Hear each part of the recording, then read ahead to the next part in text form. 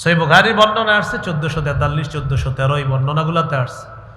রাসূলুল্লাহ সাল্লাল্লাহু আলাইহি সাল্লাম বলেন, কিয়ামতের ময়দানে 7 শ্রেণীকে আরশের ছায়াতলে আল্লাহ জায়গা দিবেন। এর মধ্যে একজন হলো রজুলুন দাআতু ইমরাআতুন যাতু মানসিবিন ওয়া জামাল ফাকালা ইন্নী আখাফুল্লাহ। 7 শ্রেণীর একজন হলো ওই ব্যক্তি যাকে কোনো সুন্দরী সম্ভ্রান্ত বংশীয় কোনো নারী তাকে ডাকছে অপকর্ম করার জন্য।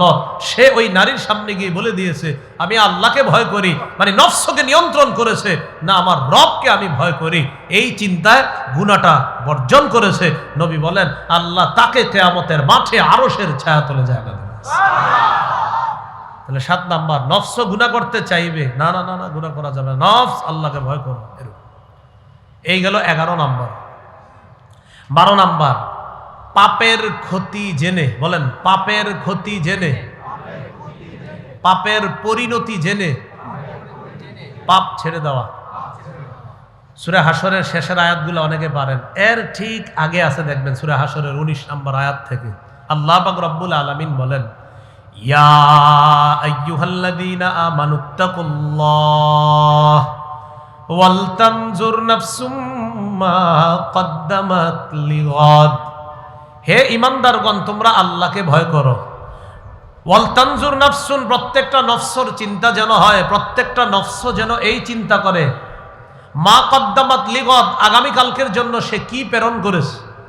আমি আপনি মারা যাওয়াই মানে আগামীকাল শুরু। আগামীকাল বলছে মানে কিয়ামতের ময়দান, কিয়ামতের মাঠকে আল্লাহ কিয়ামতকে আগামীকাল কেন বলছে? কিয়ামতের মোকাবেলায় এই দুনিয়াটা কেমন যেন একদিন। বলেন কিয়ামতের মোকাবেলায় দুনিয়াটা কয়দিন? আখিরাতের মোকাবেলায় দুনিয়াটা কয়দিন? একদিন। একদিন মানে আজকের পরে কি? আগামীকাল। বলেন আজকের পরে আগামীকাল। আল্লাহ বলতেছে আগামীকালের জন্য কি প্রেরণ করেছে প্রত্যেকে যেন চিন্তা করে। এর মানে প্রত্যেকটা মানুষের মরা, মৃত্যুবরণ করা মানে তার আখিরাত শুরু হওয়া, তার আগামীকাল শুরু হয়ে যাওয়া। অতএব তুমি চিন্তা করো, আজকে মারা যাবা তো তোমার কিন্তু আখিরাত শুরু হয়ে গেল। সেই জীবনের জন্য তুমি কি প্রেরণ করেছো এই চিন্তা করো। এই চিন্তায় পাপ ছেড়ে দেওয়া। 13 নাম্বার, বলেন পাপ ছাড়লে যেই ফলাফল পাওয়া যাবে ওই ফলাফলের আশায় পাপ ছেড়ে দেওয়া। বুঝছেন নি? 12 আর 13। 12 নাম্বার পাপের পরিণতি জেনে পাপ ছেড়ে দেওয়া। 13 নাম্বারটা হলো পাপ ছাড়ার উপকারিতা জেনে পাপ ছেড়ে দেওয়া। সূরা নাজিয়াতের 40-41 নম্বর আয়াতে আছে, ওয়া আম্মা মান খাফা মাকামা রাব্বিহি ওয়া নাহান নাফসা আনিল হাওয়া ফাইন্নাল জান্নাতা হিয়াল মাওয়া। যে ব্যক্তি তার রবের সামনে দাঁড়ানোর ভয় করে, ওয়া নাহান নাফসা আনিল হাওয়া, এবং কুপ্রবৃত্তি থেকে নিজেকে হেফাজত করে, ফাইন্নাল জান্নাতা হিয়াল মাওয়া, তার ঠিকানা হলো জান্নাত। তার ঠিকানা কি? জান্নাত। এই হলো 13 নাম্বার উপায়। 14 নাম্বার, পাপের মাধ্যম থেকে দূরে থাকা। কি থেকে দূরে থাকা? পাপের মাধ্যম অনেকগুলো আছে, এর মধ্যে ইলেকট্রনিক ডিভাইসগুলোও পাপের মাধ্যম। এগুলা থেকে দূরে রাখা, ইলেকট্রনিক যে মিডিয়াগুলা এগুলা থেকেও দূরে থাকা। আপনারা ভিডিও করতেছেন, রমজান মাস তো এই জন্য বসে অতিরিক্ত কথা বলি না। ভিডিও করা কিন্তু এখন অনুমতি নাই আমার, এই জন্য ভিডিও কিন্তু করবেন না। কারণ এটি খুলতে অনেক সময় আমি আবার তারাই পড়াই, এই জন্য তাড়াতাড়ি চলে যেতে হবে, তো কিছু বললাম না। এগুলা পরবর্তী আমার বয়ানগুলোতে আপাতত অনুমতির আগে ভিডিও বসাবেন না আপনারা। যাই হোক, ইলেকট্রনিক ডিভাইসগুলা এগুলা থেকে দূরে থাকা, এই মাধ্যমগুলা থেকে দূরে থাকা, এইগুলা পাপের একটা মাধ্যম। যে ব্যক্তি স্মার্টফোন চালাইলে তার গুনাহের প্রবল আশঙ্কা, সে গুনাহ করবেই, সে গুনাহ করেই ফেলে, সেইটা না চালানো। যে স্মার্টফোন চালাইলে মানে উনি গুনাহ করেই, তো এটা তার কিভাবে সে চালাবে? এটা আপনি মানে গুনাহ নিয়ে পকেটে পকেটে ঘুরতেছেন, তো এটা তো হবে না। গুনাহ না হইলে আপনি এটা চালাতে পারেন, কিন্তু যদি গুনাহ করেন তা আপনি এটা কিভাবে চালাতে পারবেন? এই হলো 14টা উপায় বললাম। আল্লাহ আমাদের সকলকে এই পাপের যে বাঁচার কারণগুলা বললাম এগুলা আমরা অবলম্বন করে আমরা যেন পাপ থেকে বাঁচতে পারি, আল্লাহ তৌফিক দান করেন। আমি 14টা আবার বলতেছি, বলার পর আরেকটা গুরুত্বপূর্ণ বিষয় বলবো, যে বিষয়ের পাপগুলা আমাদের রমজান কেন্দ্র করে কিছু অসাধু মানুষ চালাইতেছে পাপগুলা।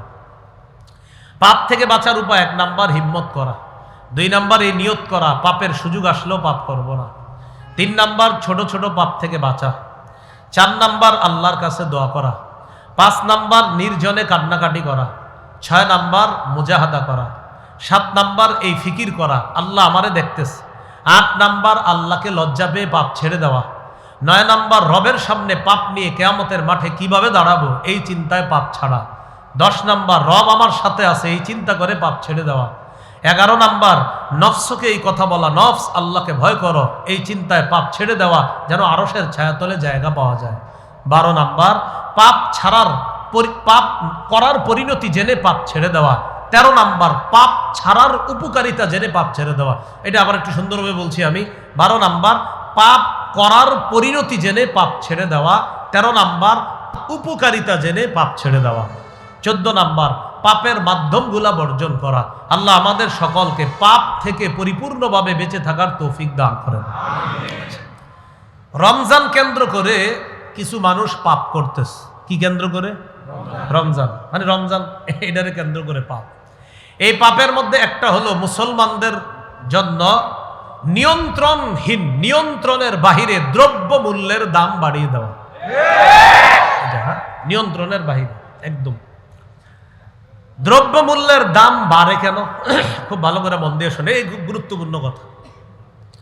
দ্রব্য মূল্যের দাম বাড়ার অনেক কারণ আছে। এর মধ্যে 1 নাম্বার কারণ ইহতিকার, খাদ্য গুদামজাত করে রাখা, খাদ্য আটকায় রাখা, এটার দাম বাড়ানো। ইহতিকার বলা হয় ইমসাকুত তাআম ওয়া ইনতিজারুল গলা, দাম বাড়ার আশায় খাদ্য আটকায় রাখা, এটাকে বলা হয় ইহতিকার।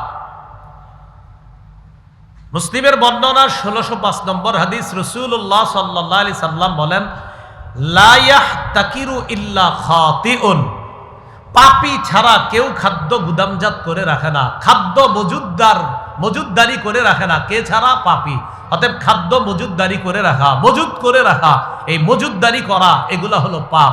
আল্লাহ এই পাপ থেকে আমাদেরকে হেফাজত করেন। তাহলে ইহতিকার, মজুদদারি বা খাদ্য গুদামজাত করে রাখা দ্রব্য মূল্যের বাড়ার নাম্বার উপায়। রাসূলুল্লাহ সাল্লাল্লাহু আলাইহি সাল্লাম বলেন, মান ইহতাকারা হুকরাতান ইউরিদু বিহা আইয়ুগলি আলাল মুসলিমিন, কেউ যদি খাদ্য আটকায় রাখে এই নিয়তে মুসলমানদের জন্য এটার দাম প্রচুর পরিমাণে বাড়াবে, এই নিয়তে, নবীজি বলেন ফাহুয়া খাতিউন, সে পাপী, আমি নবী তাকে পাপী বলে ঘোষণা করলাম।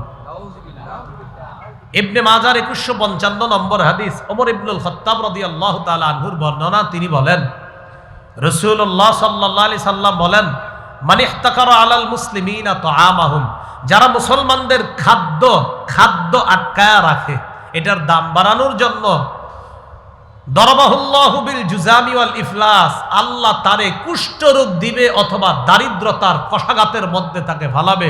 সে যদিও কুষ্ঠরোগে না পড়ে, দারিদ্রতার মধ্যে বাহ্যিকভাবে সে না পড়লেও তার পরবর্তী প্রজন্ম দারিদ্রতার মধ্যে পড়বে। এ হলো 1 নাম্বার কারণ, মজুদদারি করা। 2 নাম্বার কারণ বাজার সিন্ডিকেট। বলেন কি? দ্বিতীয় পাপ বাজার সিন্ডিকেট, এটা পাপ। বাজারের কয়েকজন অসাধু মানুষ মিলা এই পাপগুলা করে। রাসূলুল্লাহ সাল্লাল্লাহু আলাইহি সাল্লাম বলেন, মুসনাদে আহমদের বর্ণনা, মান ইহতাকারা আলাল মুসলিমিনা তাআমাহুম 40 লাইলাতান, যে ব্যক্তি মুসলমানদের প্রয়োজনীয় দ্রব্য ইত্যাদি খাদ্য এগুলা সিন্ডিকেটের মাধ্যমে আটকায় রাখে 40 রাত। কয় রাত? 40 রাত আটকায় রাখে। যদি এরকম করে, ইন্না হাক্কান আলাল্লাহি আইয়ুকইদাহু বিউজমিন মিনান নার, যে ব্যক্তি এই কাজটা করে আল্লাহ পাক রব্বুল আলামিনের উপর ওয়াজিব হয়ে যায়। অন্য বর্ণনা আসছে আল্লাহ জাহান্নামের বিশাল বড় এক এলাকার মধ্যে তাকে বসায়া দিবে,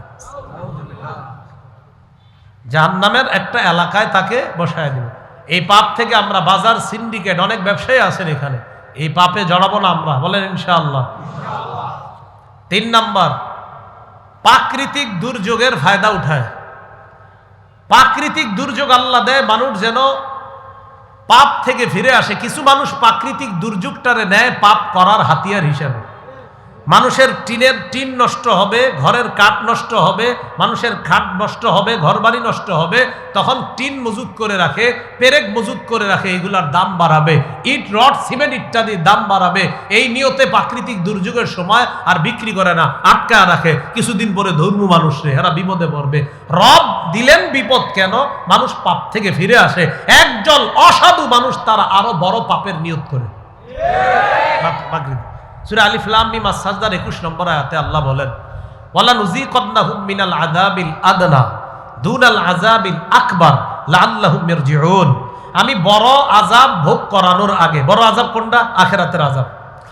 বড় আযাবের আগে তাদেরকে ছোট আযাব ভোগ করাই, যেন তারা পাপ থেকে ফিরে আসে, এরা আরো পাপ করে। আল্লাহ বড় আযাবের আগে ছোট আযাব ভোগ করায়, যেন পাপ থেকে ফিরে আসে, এরা আরো পাপ করার চিন্তা করে। আল্লাহ আমাদের সকলকে এই জাতীয় মানসিকতা থেকে হেফাজত করেন। 4 নাম্বার বলেন কালোবাজারি। কালোবাজারির এক সরাসরি কথা, বাস জুলুম। বলেন কালোবাজারির অপর নাম কি? বলেন কালোবাজারির অপর নাম জুলুম। একদম জুলুম। এটা আপনি বুঝবেন না। এটা যে কেমনে হয় কালোবাজারি, আমি মনে করি উনি, কিন্তু না, ওনার পিছনে আরেকজন আছে। আমি মনে করি উনি, কিন্তু না, আরেকজন আছে। এইভাবে কালোবাজারি চলে, এটা বুঝবেনও না আপনি। আজীব। সূরা নিসার 29 নম্বর আয়াত, হাফিজি কোরআন মাজিদ অনুযায়ী 5 পারার 2য় পৃষ্ঠার একদম শুরুতে আছে, ইয়া আইয়ুহাল্লাযীনা আমানু লা তাকুলু আমওয়ালাকুম বাইনাকুম বিল বাতিল ইল্লা আন তাকুনা তিজারাতান আন তারাদিম মিনকুম। হে ইমানদারগণ, তোমরা নিজেদের সম্পদ অন্যায়ভাবে ভক্ষণ করো না, তবে ব্যবসায়ী পদ্ধতিতে সন্তুষ্টি চিত্তে যদি তোমরা সম্পদ ভাগাভাগি করো, এটা ঠিক আছে। তো অন্যায় ভাগে ভাগাভাগি করবা না, অন্যায় ভাবে এগুলা করবা না। তো কালোবাজারির অপর নাম জুলুম। বলেন কালোবাজারির অপর নাম জুলুম। কি এটা পাপ নি? এই পাপ থেকে আল্লাহ আমাদেরকে হেফাজত করেন। 5 নাম্বার বলেন মধ্যসত্ত্ব ভোগ। আচ্ছা, মানে হলো আমি ওনার কাছে একটা পণ্য পাঠাবো, ওনার কাছে এই পণ্য পৌঁছার আগে আরো 50 জন মাঝখানে কাহিনী করে, মধ্যস্থতা। মাঝখানে আরো মধ্যস্থতা হয় কয়জন? 50 জন। ওই 50 জন আমি আপনার কাছে 5 টাকায় পাঠাইছিলাম, এরা আপনার পর্যন্ত পৌঁছাইছে 500 টাকায়। ওই মাঝখানের যারা, এরা বাড়াইতে বাড়াইতে তার পর্যন্ত পৌঁছাইছে। এই মধ্যসত্ত্ব ভোগ, এটা ইসলাম নিষেধ করছে। সহিহ বুখারীর 2166 নম্বর হাদিস, রাসূলুল্লাহ সাল্লাল্লাহু আলাইহি সাল্লামের সাহাবারা বলেন, কুন্না নাতালাক্কার রুকবান, আমরা ব্যবসায়ী দলের সাথে সাক্ষাৎ করতাম, আগে আগে রাস্তায় সাক্ষাৎ করতাম, সাক্ষাৎ করে পণ্য কিনে নিয়ে বাজারে নিয়ে আবার আমরা এটারে মানে বেশি দামে সাপ্লাই। তো এইভাবে আমরা সাক্ষাৎ করে করে পণ্যের দাম বাড়াইতাম। ফানাহানান নবী সাল্লাল্লাহু আলাইহি সাল্লাম আন নাবিআ, নবী আমাদেরকে নিষেধ করছেন এইভাবে মাঝখান থেকে পণ্য কিনতে। হাত্তা ইউবলাগা বিহি সুকুত তাআম, খাদ্যের বাজারে খাদ্য পৌঁছার আগ পর্যন্ত মধ্যস্থতা অবলম্বন করতে নবী আমগরে নিষেধ করছে। তা আমগো বর্তমান যুগে কি মধ্যস্থতা একজন হয় না অনেকজন? আপনি জানবেনও না কয়জন। এটা নিষেধ। 6 নাম্বারটা হলো চাঁদাবাজি। বলেন কি বাজি? এই চাঁদাবাজি কি পাপ নেই? ব্যবসায়ীদেরকে আর কত দোষ দিবেন? ব্যবসায়ীদেরও ঠিক আছে, এদের দোষ নাই তা না, আবার এরাও চাঁদাবাজিদের কাছে আটকা। চাঁদাবাজরা বলে রাখে 500 টাকা রোজ দিতে হবে। তো ব্যবসায়ী ওর মাথায় 500 টাকা রাইখা এই 500 আগে ও কামাবে কিভাবে? তখন আমার আপনার পকেট থেকে ওর ওই 500 নিবে। তো এই 500 আমার আপনার পকেট থেকে নেওয়ার জন্য ওই দাম বাড়ায় দিবে জিনিসের, কারণ ওই 500 কোত্থেকে দিবে? চাঁদাবাজের কাছে সে জিম্মি থাকে, ওই 500 কিভাবে সে আদায় করবে, চাঁদাবাজকে খুশি করার জন্য আমার আপনার পকেটের টাকা সে নেবে। এই চাঁদাবাজির কারণে পণ্যের দাম বাড়ে, এটা নিষেধ। রাসূলুল্লাহ সাল্লাল্লাহু আলাইহি সাল্লাম বলেছেন, মান দাখালা ফি শাইইন মিন আসআরিল মুসলিমিন, এইভাবে যারা হস্তক্ষেপ করে মুসলমানদের সম্পদে, এটা একটা হস্তক্ষেপ যে তুমি কোত্থেকে দিবা আমারে 500 টাকা আমি জানি না, তো দিতে হবে দৈনিক 500। তো এই 500 টাকার হস্তক্ষেপ কি শুধু ব্যবসায়ীর উপর পড়ে, না আমরা যারা গ্রাহক আমাদের উপরও পড়ে? এটা নিষেধ, রাসূল না করছেন এটা। 7 নাম্বার বলেন আমার সাথে, চাহিদার ফায়দা উঠানো। বলেন তো রমজান মাসে কয়টা জিনিসের চাহিদা বেশি আছে? এগুলার তো বিশেষ করে খেজুর, তরমুজ, গরমকালে তরমুজ, গরমকালে রোজায় শশা, কিসের? মজার বিষয় কি জানেন, আমার মনে হয় ব্যবসায়ীরা এই হাদিসগুলো পড়ে বা কারো কাছ থেকে শোনে, তাহলে কেমনে এই তিনটা জিনিসের দাম বেশি বাড়ায়, হেরা গবেষণা করে আমি নিশ্চিত। বা হুজুরদেরকে জিজ্ঞাসা করে, হুজুর রমজান মাসে নবীজি বেশি খাইতো কি, অথবা গরমকালে নবীজি কোন জিনিসটা বেশি খাইতো একটু বলেন তো। তৈরি হয়তো শোনার পরে ও আচ্ছা, রমজানে নবী যেটা বেশি খাইছে তার মানে মুসলমানও সেটা বেশি খাবে, বাস বাড়াও। আমাদের নবীজি খেজুর দিয়ে ইফতার করতেন, আবার সাহারি খাইতেন খেজুর দিয়ে। তো মুসলমানরা রমজানে গুরুত্বপূর্ণ দুইটা খাদ্য কখন খায়, সাহারি আর ইফতার। তো এই দুই খাদ্য মানে খাবারের সময় নবী কয়টা খাদ্য খাইতেন বেশি, একটা সেটা হলো খেজুর। নবীজি সাহারিতেও খেজুর খাইতেন, ইফতারিতেও খেজুর খাইতেন। তাই নাকি? কহা বাড়াও। আল্লাহ আমাদেরকে হেফাজত করো। এবার দেখেন আবু দাউদ শরীফের কিছু বর্ণনা শুনেন। 3831 নম্বর হাদিস। এই হাদিসের মধ্যে আসছে বাইতুল্লাহ তামারা ফীহি জিয়াউন আহলুহু। আম্মাজান আয়েশা সিদ্দিকার বর্ণনা, যেই ঘরে খেজুর নাই এই ঘরের সদস্যরা অভুক্ত। যেই ঘরে খেজুর নাই এই ঘরের সদস্যরা অভুক্ত, ক্ষুধার্ত। তার মানে খেজুর মুসলমানদের ঘরে থাকা এটা একটা মুসলমানদের চাহিদা। ও তাই নাকি, খেজুর মুসলমানদের চাহিদা? হ্যাঁ, চাহিদার ফায়দা উঠাও, দাম বাড়াও। আবু দাউদ শরীফের বর্ণনা 3831 নম্বর হাদিস শোনাইলাম। আম্মাজান আয়েশা সিদ্দিকা থেকে বর্ণনা, তিনি বলেন বাইতুল্লাহ তামারা ফীহি জিয়াউন আহলুহু। যেই ঘরে খেজুর নাই ওই ঘরের সদস্যরা অভুক্ত। সহিহ বুখারীর বর্ণনা 5442 নম্বর হাদিস। আম্মাজান আয়েশা সিদ্দিকা বলেন তুওফিয়া রাসূলুল্লাহ সাল্লাল্লাহু আলাইহি সাল্লাম ওয়াকাদ শাবি'না মিনাল আসওয়াদাইন আত-তামরি ওয়াল মা। নবী ইন্তেকাল করছে, তখনও পর্যন্ত আমরা দুইটা কালো জিনিস দিয়ে পরিতৃপ্ত হইতাম, একটা হলো পানি আর একটা খেজুর। তাহলে খেজুর পরিতৃপ্তিদায়ক একটা খাদ্য, তৃপ্তিদায়ক। খেজুর ক্ষুধা নিবারক খাদ্য, তাই এই জন্য এটা হলো একটা চাহিদা মুসলমানদের। তো চাহিদার ফায়দা উঠায়া পণ্যের দাম বাড়ানো এটা পাপ। বলেন এটা কি পাপ? তাহলে এই পাপগুলো আমরা করব না, বলেন ইনশাআল্লাহ। তিরমিজির বর্ণনা 696 নম্বর হাদিস। আনাস ইবনে মালিক রাদিয়াল্লাহু তাআলা আনহু বর্ণনা, তিনি বলেন কানান নবিয়্যু সাল্লাল্লাহু আলাইহি সাল্লাম ইফতিরু ক্বাবলা ইউসাল্লিয়া আলা রুতবাত। নবীজি মাগরিবের আগে তাজা খেজুর দিয়ে ইফতার করতেন। ফাইল্লাম তাকুন লাহু রুতবাত, যদি তাজা খেজুর না থাকতো ফাতুমাইরাত, তাহলে শুকনা খেজুর দিয়ে ইফতার করতেন। ফাইল্লাম তাকুন তুমাইরাত, যদি শুকনা খেজুর না থাকতো ফাহাসা হাসওয়াতিম মিম্মা, নবী পানি দিয়ে ইফতার করতেন। তাহলে দেখেন তাজা না পাইলে নবী শুকনা খেজুর দিয়ে ইফতার করতেন। তাহলে মুসলমানরা নবীর মুহাব্বতে ইফতারিতে কোন জিনিসটা রাখে? বাস, এটা চাহিদা বাড়াও দাম। আবু দাউদের বর্ণনা 2345 নম্বর হাদিস। রাসূলুল্লাহ সাল্লাল্লাহু আলাইহি সাল্লামের সাহাবী আবু হুরায়রার বর্ণনা, তিনি বলেন নি'মা সাহুরুল মুমিন আত-তামরু। সাহরিতে খেজুর খাওয়া কতই না নিয়ামতে পরিপূর্ণ খাদ্য। এখন এই হাদিস আমি যেদিন পড়ছি, ওলামা হযরতরা আছেন সবাইকে বলছি, ওই দিন থেকে আমি আল্লাহর রহমতে আমল ছাড়ি না। তার মানে আমার একটা চাহিদা, আমি সাহরিতে খেজুর খাবই। ও আচ্ছা, সাহরিতে আপনি খেজুর খান? হ্যাঁ, তো ঠিক আছে, নেন। তাহলে এটা চাহিদা। আল্লাহ আমাদেরকে বুঝার তৌফিক দান করেন। এখন আসেন, রমজান মাস যদি গরমকালে হয়, শশার একটা চাহিদা আছে। কিসের? শশা। মজার বিষয় কি জানেন, নবীজি খেজুরের সাথে শশা খাইতেন, এটা হাদিসে আছে। খেজুর গরম, শশা ঠান্ডা। আবু দাউদের 3835 নম্বর হাদিসে আছে। আব্দুল্লাহ ইবনে জাফরের বর্ণনা, কানা রাসূলুল্লাহ সাল্লাল্লাহু আলাইহি সাল্লাম ইয়াকুলুল কিসসা বির রুতব। নবী সাল্লাল্লাহু আলাইহি সাল্লাম ইয়াকুলুল কিসসা, কিসসা মানে শশা, নবী শশা খাইতেন বির রুতবি, খেজুর দিয়ে। কেন? শশা হলো ঠান্ডা, খেজুর হলো গরম। আর আমার নবী তো পৃথিবীর শ্রেষ্ঠ ডাক্তার ছিলেন। রাসূল সাল্লাল্লাহু আলাইহি সাল্লাম গরম আর ঠান্ডার কি আজীব এক কারিশমা আমাদেরকে দেখায় দিয়েছেন। আর একটা হাদিস শোনেন, এখন কিসের দাম বেশি? তরমুজ। নবী তরমুজও খাইতেন খেজুরের সাথে। আমি বললাম না এগুলা মনে হয় শোনে, নাইলে এই জিনিসের দাম বাড়ায় কেন? চাহিদার দাম।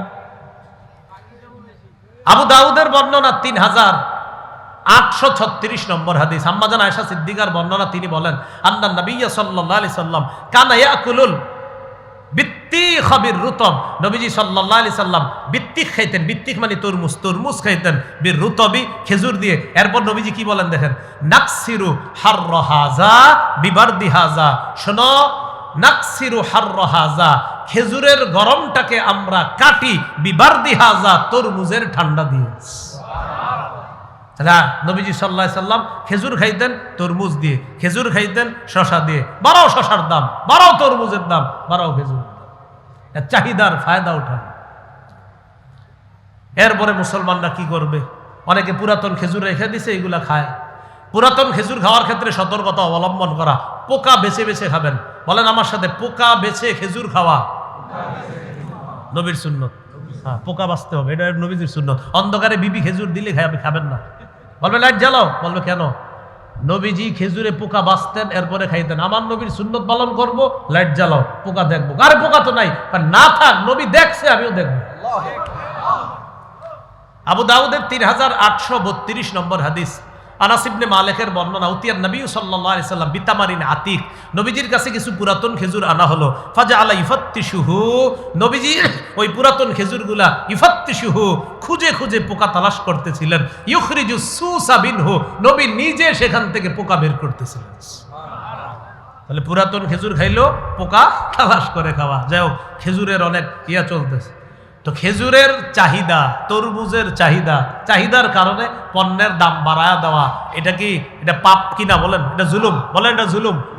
অতিরিক্ত বাড়ায়া দেওয়া এটা জুলুম, এগুলো আমরা করব না। আল্লাহ আমাদেরকে হেফাজত করেন। কোন জায়গায় ছিলাম? হ্যাঁ, মাশাআল্লাহ, পণ্য দ্রব্যের দাম কেন বাড়ে? 7 নম্বরে ছিলাম, চাহিদার ফায়দা উঠানো। আমাদের চাহিদা এখন খেজুর, ফায়দা উঠাচ্ছে সবাই। 8 নাম্বার, কৃষি খাতে আমাদের চাষাবাদ কমে যাওয়া। আপনারা বাসার ছাদে খেজুর গাছ লাগাবেন। ঢাকা শহর যারা আছেন, মাশাআল্লাহ, এখন বাসার ছাদে মালটা হইতেছে। খেজুর হয়েছে কিনা আমি জানি না এখনো, তো মালটা ছাদে হয়েছে এটা জানি। বাংলাদেশে ঢাকা খেজুরও হয়, তো হুজুর বলতেছে খেজুরও হয়, তার মানে হয়। তো আপনারা গাছ লাগান, খেজুর গাছ লাগান। মুসলিম শরীফের বর্ণনা আসছে, রাসূল সাল্লাল্লাহু আলাইহি সাল্লাম বলেন, মান কানাত লাহু আরদুন ফালইয়াজরাহা, যার জমিন আছে সেজন্য এটা চাষাবাদ করে। আও লিয়ামনাহা, নিজে না করলে অন্যের জন্য দেয় চাষাবাদ করার জন্য। জমিন যার আছে সেজন্য চাষাবাদ করে, তুমি নিজে যদি না করো অন্যরে দাও, সেও যেন চাষাবাদ করে। আমরা যদি খেজুর গাছ লাগাই, ইনশাআল্লাহ সবাই কিসের হেরা দাম বাড়াবে, নিজের খেজুর দিয়ে আগামী রমজানে ইফতার করবো ইনশাআল্লাহ। এই হলো 8 নাম্বার, কৃষি খাতে আপনার উৎপাদন কমে যাওয়া, এটা একটা ফায়দা উঠায় আমাদের জন্য। তাহলে আমরা কি জানতে পারলাম? দ্রব্য মূল্যের দাম অতিরিক্ত জুলুম পর্যায়ে নিয়ে যাওয়া, এটা পাপ। এগুলা বাড়ে 8টা কারণে। এর মধ্যে 7 নাম্বার কারণটা আমাদের সাথে মিলে যাচ্ছে, চাহিদার ফায়দা উঠায়।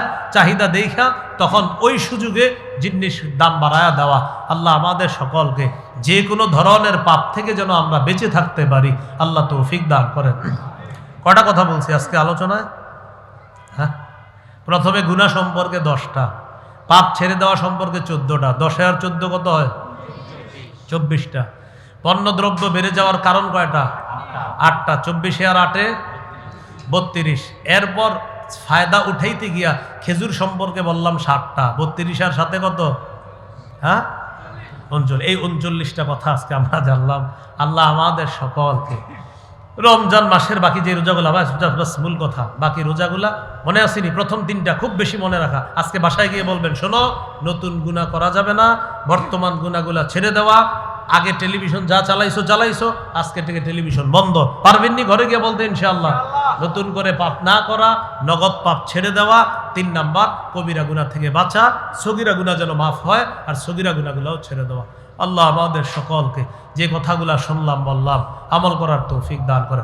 আচ্ছা, একটা ঘোষণা দিতে বলা হয়েছে, আমার সংকলন করা মিম্বরের আমানত, এটা মাশাআল্লাহ অনলাইনে আপনারা পাচ্ছেন, সংগ্রহ করতেছেন, অনলাইন থেকেই সংগ্রহ করে নেবেন। এটা যারা সিরিজ হিসাবে সংগ্রহ করতেছেন, প্রত্যেকটা সিরিজ সংগ্রহ করবেন। আপাতত 4 খণ্ড মার্কেটে আছে। আমি খুব চেষ্টা করতেছি আগামী মাসের মধ্যে 5ম 6ষ্ঠ খণ্ড আনার জন্য। 1ম খণ্ড, 2য়, 3য়, 4র্থ খণ্ড আছে। তো যাদেরকে দিয়ে কাজ করাইতেছে, ভাই একটু অসুস্থ হয়ে গেছে, এই জন্য ওলামায়ে হজরতরা প্রচুর বলতেছে যে 5ম 6ষ্ঠ আসতেছে না কেন। আমি আসলে কাজ শেষ করে ফেলছি, তো যিনি আপনার ওই অঙ্গসজ্জা করে উনি একটু অসুস্থ হয়ে গেছে। তো সবাই আমরা তার জন্য দোয়া করবো, আল্লাহ যেন তাকে সুস্থ বানায় দেয়। তো এই কারণে একটু দেরি হচ্ছে। আমার 10 নাম্বার খণ্ড পর্যন্ত রেডি আছে, কাজ রেডি, মানে শুধু আপনার অঙ্গসজ্জা সাজানো বাকি আছে। তো আপাতত 4 খণ্ড মার্কেটে আছে। 1ম খণ্ডটা সন্তানের 64টা অধিকার, এটা আপনারা সবাই নেবেন। 1ম খণ্ডটা যারা সাধারণ জনগণ আছেন আপনারা এটা বিবির নিয়ে হাদিয়া দিবেন। আপনি আর আপনার বিবি দুজন মুখস্থ করে ফেলবেন প্রথম খণ্ডটা। কেন মুখস্থ করবেন? এখানে সন্তানের 64টা অধিকার আছে। গর্ভবতী মা বোনদেরকে প্রথম খণ্ডটা হাদিয়া দিবেন, তারা যেন গর্ভস্থিত অবস্থায় যখন সন্তান থাকবে প্রথম খণ্ডের 41 নম্বর পৃষ্ঠার পর থেকে যে আলোচনাগুলো এগুলা যেন মন দিয়ে তারা পড়াশোনা করে। দ্বিতীয় খণ্ড শিরিক বেদাত কুফুর তাওহীদ সম্পর্কে, এটা আরো গুরুত্বপূর্ণ, এটা সবার জন্য উপকারী। তৃতীয় খণ্ড হলো পাপ থেকে বাঁচা, আজকের যে আলোচনাগুলা হারাম হালাল এগুলা বেশি চলা, কোনটা হালাল কোনটা হারাম, সুদ নামক ভয়ঙ্কর অপরাধগুলো আছে এই সম্পর্কে আলোচনা। 4 নম্বর খণ্ডের আলোচনা বিয়ে শাদী এবং স্বামী স্ত্রীর নির্বাচিত 43টা অধিকার, স্বামীর 24টা, স্ত্রীর 19টা। তো এইগুলো আপনার 4 খণ্ডে পাওয়া যায় অনলাইনে, আপনারা সংগ্রহ করে নেবেন। আজকে এরা এখানে নিয়ে এসেছে, তো যাদের লাগবে আপনারা গাড়ি থেকে সংগ্রহ করতে পারেন। শর্ত হলো গাড়ির কাজ ভাঙা যাবে না। কি ভাঙা যাবে না? গাড়ির কাজ ভাঙা যাবে না। গাড়িটাও আমার না, আর কিতাবের দায়িত্বগুলো আমার না, তো কিতাব নিতে গিয়ে গাড়ি ভাঙা যাবে না। আর গাড়ি যেহেতু আমার না, এই জন্য কাজও ভাঙা যাবে না, তাহলে জরিমানাটা আমার দিতে হবে। তো এই জন্য আপনারা গাড়ির কাজ ভাঙবেন না, আর যাদের লাগবে আপনারা ওখান থেকে সংগ্রহ করেন তারা আছে। আল্লাহ আমাদের সকলকে যে কথাগুলো শুনলাম বললাম আমল করার তৌফিক দান করেন। আমিন ওয়া আখির দাওয়ানা। ওনারা বেঁচে আছে? বন্ধ করে দেন, বন্ধ করে দেন, বন্ধ করে দেন, বন্ধ করে দেন। দোয়া উঠানো লাগবে না। আপনার ভিডিওর কারণে দোয়ায় যে কিছু কমু হেঁটেও চিন্তা করি কি কমু।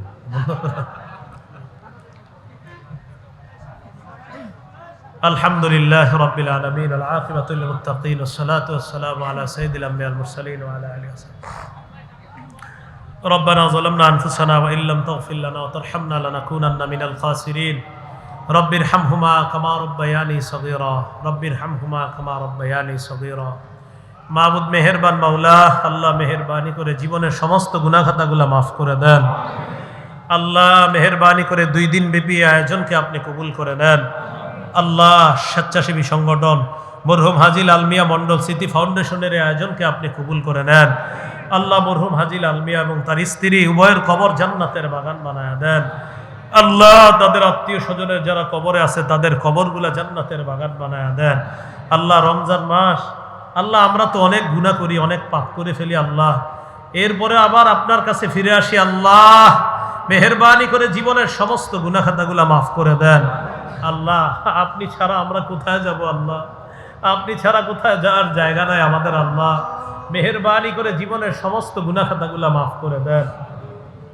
আল্লাহ মেহেরবানি করে এই মাহফিলের আয়োজক বৃন্দ সকলকে আপনি কবুল করে নেন। এলাকার উলামায়ে কেরাম সকলকে আপনি কবুল করে নেন। উলামা তুলাবা সুলাহা ইম্মায়ে মাসাজিদ মুহতামিমিনে মাদারিস সকলকে আপনি কবুল করে নেন। আল্লাহ মাহফিলের সভাপতি সাহেব সহ এই মাহফিলের সাথে যারা জড়িত আছে সকলকে আপনি কবুল করে নেন। এলাকাকে আপনি কবুল করে নেন। মা বোনদেরকে বরদানিশীন বানায়া দেন। আল্লাহ যারা অসুস্থ সুস্থ বানায়া দেন, যারা ঋণী ঋণ পরিশোধের ব্যবস্থা করে দেন, যারা অভাবী অভাব দূর করে দেন। আল্লাহ আমি নিজে 2 দিন যাবৎ একটু অসুস্থতার মধ্যে আছি, আল্লাহ মেহেরবানি করে শেফায়ে কামেলা আজেলা নসিব ফরমান। আল্লাহ আমাদেরকে আপনি মাফ করে দেন। আল্লাহ আমাদেরকে মাফ করে দেন। আল্লাহ রমজান মাস পেয়েছি, আল্লাহ দেখতে দেখতে রমজান চলে যাচ্ছে। আল্লাহ